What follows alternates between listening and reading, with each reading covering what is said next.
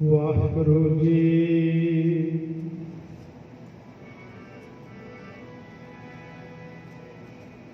ਸਤਨਾਮ ਸ੍ਰੀ ਵਾਹਿਗੁਰੂ ਸਾਹਿਬ ਜੀ।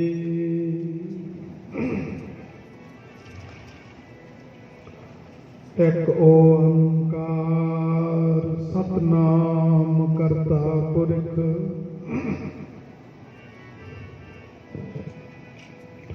ਨਿਰਭਉ ਨਿਰਵੈਰ ਅਕਾਲ ਮੂਰਤ ਅਜੂਨੀ ਸੈਭੰ ਗੁਰ ਪ੍ਰਸਾਦ।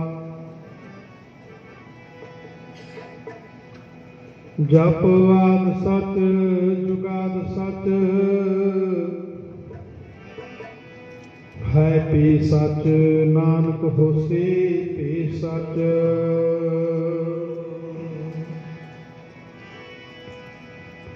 ਜਿਨ੍ਹਾਂ ਦਸੰਦੜਿਆਂ ਦੁਰਮਤ ਵੰਜੈ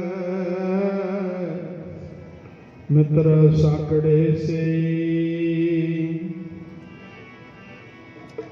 ਹਉ ਟੁੰਡੇ ਤੇ ਜਗ ਸਵਾਇਆ ਜਨ ਨਾਨਕ ਵਿਰਦੇ ਕੇ।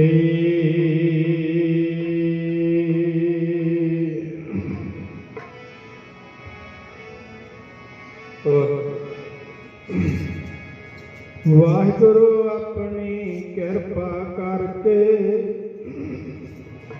ਆਪਣਾ ਨਾਮ ਜਪਾਓ ਜੀ। ਵਾਹਿਗੁਰੂ ਆਪਣੀ ਕਿਰਪਾ ਕਰਕੇ ਆਪਣਾ ਨਾਮ ਜਪਾਓ ਜੀ। ਆਪਣੀ ਕਿਰਪਾ ਕਰਕੇ ਆਪਣਾ ਨਾਮ ਜਪਾਓ ਜੀ। ਆਪਣੀ ਕਿਰਪਾ ਕਰਕੇ ਆਪਣਾ ਨਾਮ ਜਪਾਓ ਜੀ। ਵਾਹਿਗੁਰੂ ਆਪਣੀ ਕਿਰਪਾ ਕਰਕੇ ਆਪਣਾ ਨਾਮ ਜਪਾਓ ਜੀ। ਵਾਹਿਗੁਰੂ ਆਪਣੀ ਆਪਣਾ ਨਾਮ ਜਪਾਓ ਜੀ। ਵਾਹਿਗੁਰੂ ਆਪਣੀ ਕਿਰਪਾ ਕਰਕੇ ਆਪਣਾ ਨਾਮ ਜਪਾਵੋ ਜੀ। ਵਾਹਿਗੁਰੂ ਆਪਣੀ ਕਿਰਪਾ ਕਰਕੇ ਆਪਣਾ ਨਾਮ ਜਪਾਵੋ ਜੀ। ਵਾਹਿਗੁਰੂ ਆਪਣੀ ਕਿਰਪਾ ਕਰਕੇ ਆਪਣਾ ਨਾਮ ਜਪਾਓ ਜੀ। ਗੁਰੂ ਆਪਣੀ ਕਿਰਪਾ ਕਰਕੇ ਆਪਣਾ ਨਾਮ ਜਪਾਓ ਜੀ। ਵਾਹਿਗੁਰੂ ਆਪਣੀ ਆਪਣਾ ਨਾਮ ਜਪਾਓ ਜੀ। ਵਾਹਿਗੁਰੂ ਆਪਣੀ ਕਿਰਪਾ ਕਰਕੇ ਆਪਣਾ ਨਾਮ ਜਪਾਓ ਜੀ। ਨਾਮ ਜਪਾਵੋ ਜੀ ਆਪਣਾ ਨਾਮ ਜਪਾਵੋ ਜੀ। ਨਾਮ ਜਪਾਵੋ ਜੀ ਆਪਣਾ ਨਾਮ ਜਪਾਵੋ ਜੀ।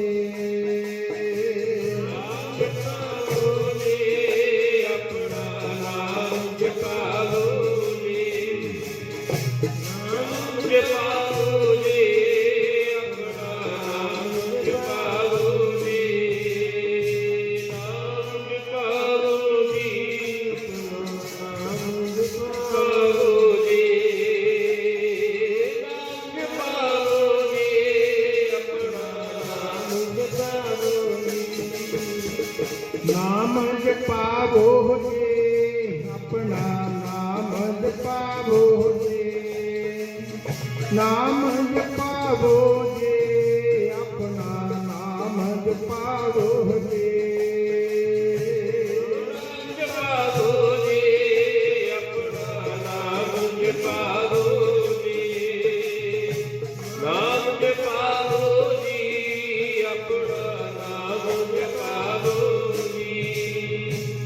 ਨਾਮ ਜਪਾਓ ਜੀ ਆਪਣਾ ਨਾਮ ਜਪਾਓ। ਨਾਮ ਜਪਾਓ ਜੀ ਆਪਣਾ ਨਾਮ ਜਪਾਓ ਜੀ। ਵਾਹਿਗੁਰੂ ਵਾਹਿਗੁਰੂ ਵਾਹਿਗੁਰੂ ਵਾਹਿਗੁਰੂ। ਵਾਹਿਗੁਰੂ ਵਾਹਿਗੁਰੂ ਵਾਹਿਗੁਰੂ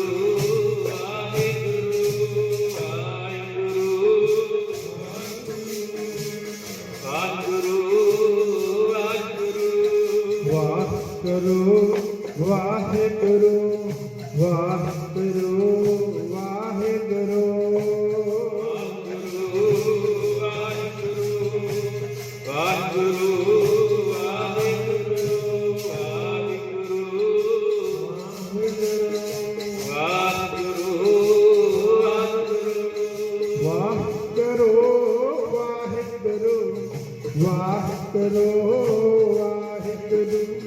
ਵਾਹਿਗੁਰੂ ਵਾਹਿਗੁਰੂ ਵਾਹਿਗੁਰੂ ਵਾਹਿਗੁਰੂ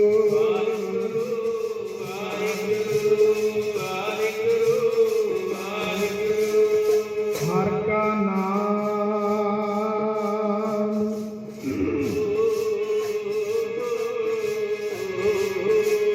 ਹਰ ਕਾ ਨਾਮ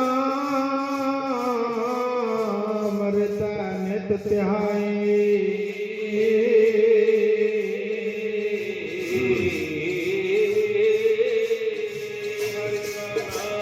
ਸੰਗੇ ਸਾਥੇ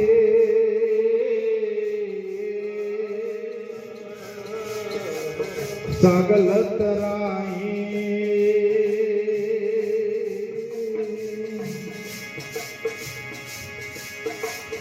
ਗੁਣ ਮੇਰਾ ਸੰਗ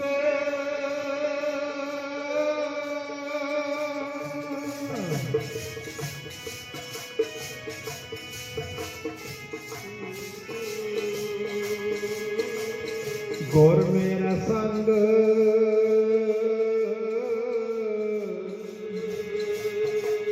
ਸਦਾ ਹੈ ਨਾਲੇ ਗੁਰ ਮੇਰੇ ਸੰਗ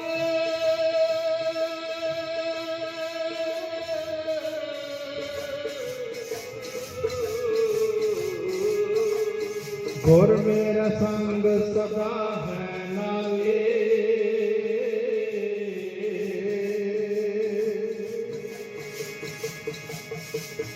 ਸਿਮਰ ਸਿਮਰ ਤੇ ਸਦਾ ਸੰਭਾਲੇ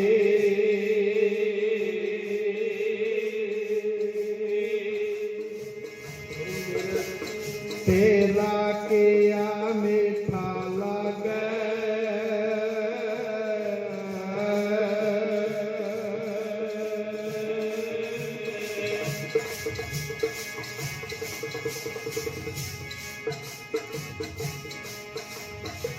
तेरा किया मिठा लगे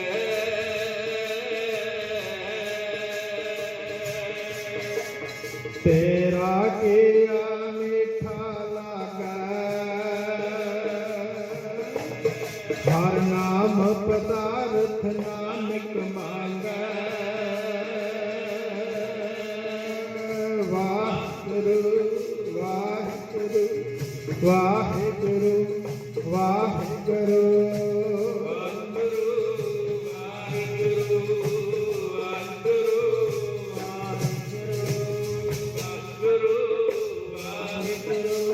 ਲਵਾਓ ਹਾਜ਼ਰੀ ਸਾਹਿਬ ਸਾਰੇ ਇਸੇ ਨਾਮ ਨੇ ਸਹਾਇਤਾ ਕਰਨੀ ਹੈ ਇਸ ਨੇ ਨਾਲ ਜਾਣਾ ਪਿਆਰਿਓ ਸਾਰੇ ਲਵਾਓ ਹਾਜ਼ਰੀ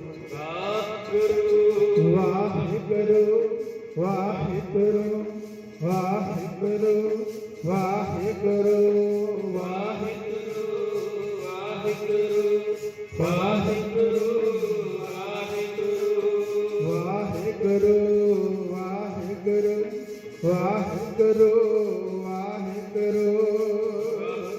ਵਾਹਿਗੁਰੂ ਵਾਹਿਗੁਰੂ ਵਾਹਿਗੁਰੂ ਵਾਹਿਗੁਰੂ ਵਾਹਿਗੁਰੂ ਵਾਹਿਗੁਰੂ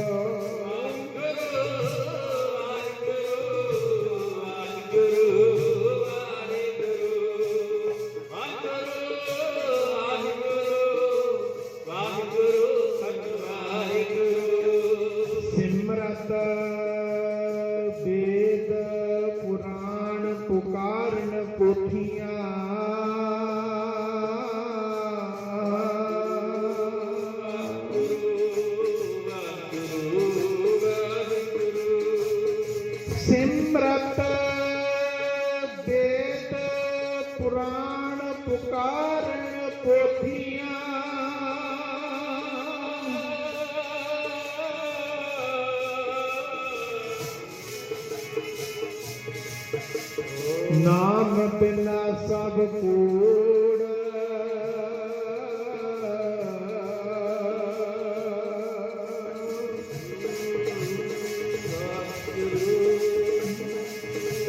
ਨਾਮ ਬਿਨਾ ਸਭ ਕੂੜ ਗੱਲਾਂ ਹੋਸੀਆਂ ਵਾਹਿਗੁਰੂ ਵਾਹਿਗੁਰੂ ਵਾਹਿਗੁਰੂ ਵਾਹਿਗੁਰੂ ਵਾਹਿਗੁਰੂ ਵਾਹਿਗੁਰੂ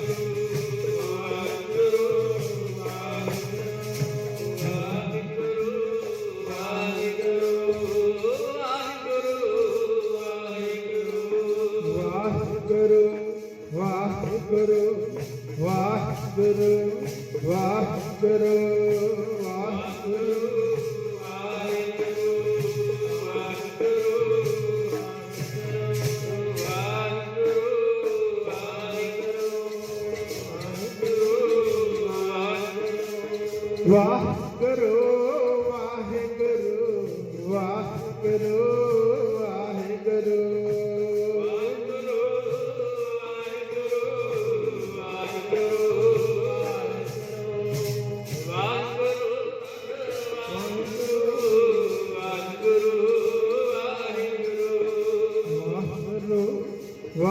ਵਾਹਿਗੁਰੂ ਵਾਹਿਗੁਰੂ ਵਾਹਿਗੁਰੂ ਵਾਹਿਗੁਰੂ ਵਾਹਿਗੁਰੂ ਵਾਹਿਗੁਰੂ ਬਿਸਰ ਨਾਹੀ ਦਾਤਾ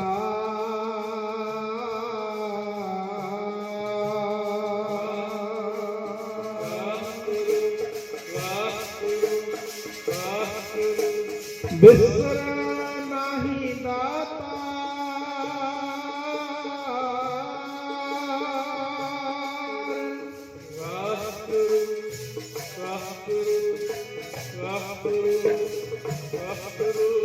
ਆਪਣਾ ਨਾਮ ਦੇਹੋ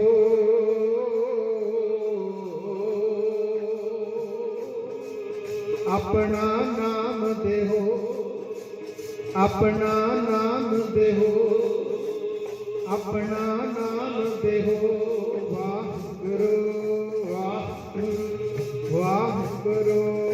ਵਾਹਿਗੁਰੂ ਵਾਹਿਗੁਰੂ ਵਾਹਿਗੁਰੂ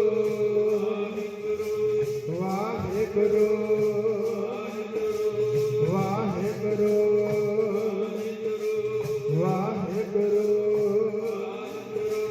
ਵਾਹਿਗੁਰੂ ਵਾਹਿਗੁਰੂ ਆਪਣਾ ਨਾਮ ਦੇਹੋ ਗੁਣ ਗਾਵਾ ਦਿਨ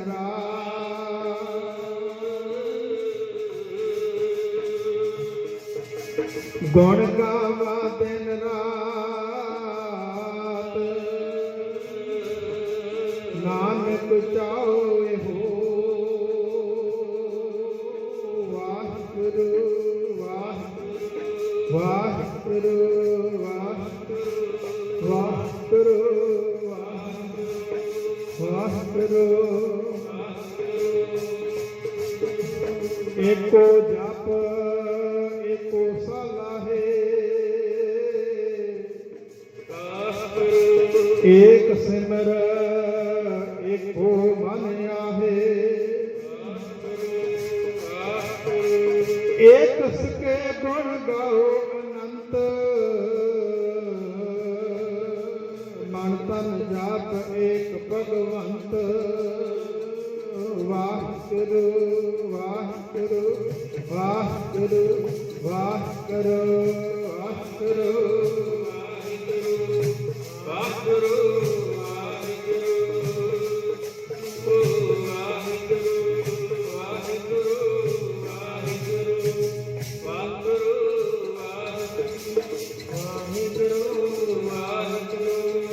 ਬਹੁ ਸ਼ਾਸਤਰ ਬਹੁ ਸਿਮਰਤੀ